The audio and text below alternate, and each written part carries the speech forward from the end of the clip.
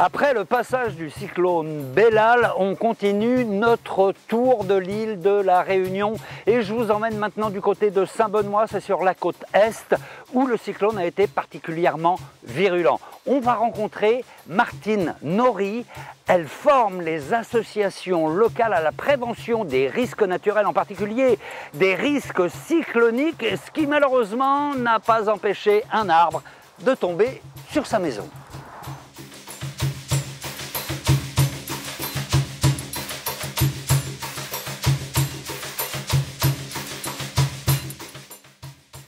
Bonjour Martine. Bonjour Fred.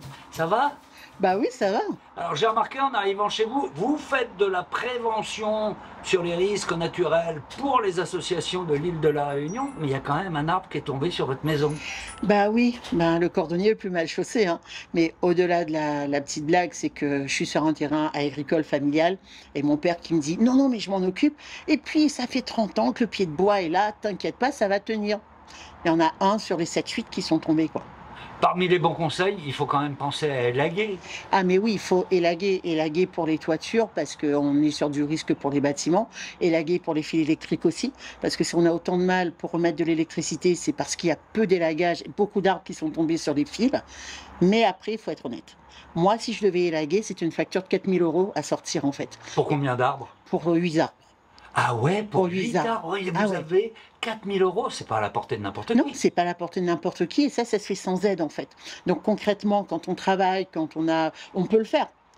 Mais tout le monde ne peut pas le faire. Et on a beaucoup de personnes qui habitent dans des maisons, dans des zones rurales, qui sont pauvres, qui sont isolées et qui ont des arbres. Et que concrètement, s'il y a de l'argent à mettre, la priorité ne sera pas à l'élagage. D'accord. Même si on sait que c'est essentiel. Les habitants de l'île de la Réunion, aujourd'hui, sont plus sensibilisés ou non aux risques naturels et notamment aux cyclones.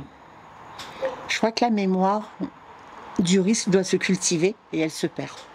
Elle se perd parce que les gens déménagent beaucoup, parce qu'il y a beaucoup de turnover dans des quartiers, dans des cités, etc.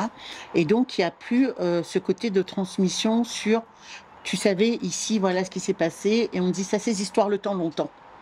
Ah, mais ça, c'est l'affaire longtemps, ça. Mais non, on sait.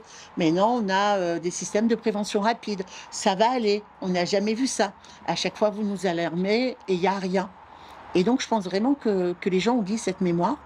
Il y a aussi le fait qu'on a beaucoup de nouvelles populations à La Réunion, qui viennent soit de l'océan Indien, soit de l'Hexagone, et qui n'ont pas cette espèce de sas où on va leur dire « Attention, on est une île de risque. On est une île intense, de rêve, avec de super plages, de super cirques, un super volcan.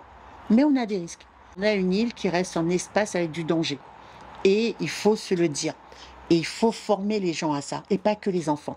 Comment on fait avec les adultes qui n'ont jamais connu de cyclone à La Réunion et qui vont voir de super selfies de gens devant la houle ou devant les rivières en crue, etc. Et c'est aussi ça, en fait.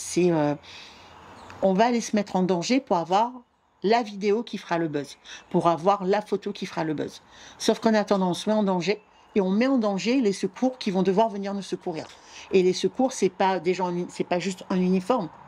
Ce sont des pères, des mamans, des frères, des sœurs qui vont et qui mettent à disposition leur métier, leur corps pour venir nous sauver. Et en fait, on ne va pas les mettre en danger. Mais ça, on oublie, c'est ah mais tout le monde y fait. Les autres le font, pourquoi pas moi? Lui, il va avoir la super photo, pourquoi pas moi? Alors que oui, il faut vraiment se préparer. Former les gens, informer les gens aussi. Ah, merci beaucoup. Avec plaisir.